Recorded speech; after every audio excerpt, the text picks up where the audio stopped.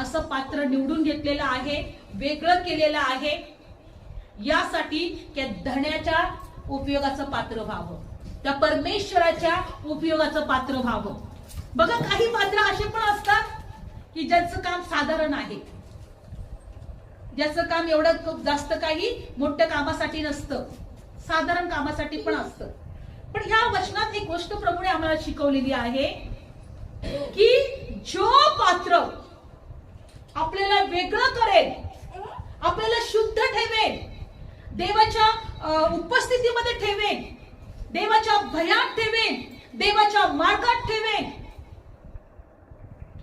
तो धन्याच्या उपयोगाचा पात्र ठरेल, तो मालकाच्या उपयोगाचा पात्र ठरेल, तो परमेश्वराच्या उपयोगाचं पात्र ठरेल, तो मानास पात्र ठरेल.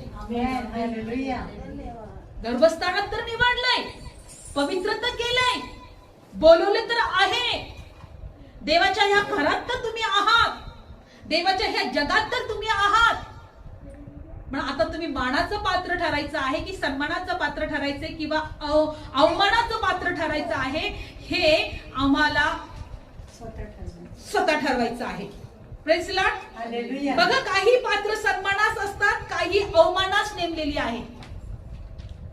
जगात या घरामध्ये मोठ्या घरात सगळ्या प्रकारची पात्र आहेत, काही अवमानास नेमलेली आहेत, काही सन्मानास नेमलेली आहेत. पण आम्हाला ठरवायचं आहे, आम्हाला सन्मानास नेमलेले पात्र बनायचं आहे. Praise Lord.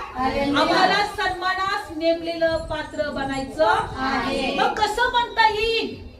देवाच्या उपस्थितीत राहून, देवाच्या भयात राहून, प्रार्थनेत राहून, देवाच्या भक्तीमध्ये राहून. कारण तेच पात्र देवाच्या किंवा परमेश्वराच्या किंवा धन्याच्या उपयोगाचं पात्र बनणार आहे. आम्ही देवाच्या उपयोगाचं पात्र बनणारे लोक झाले पाहिजे.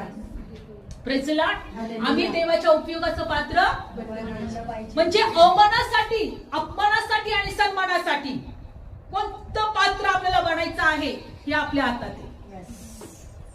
उदरात निवडलंय, पवित्र केलंय, बोलवलंय, पण सन्मानाचं पात्र की अवमानाचं पात्र?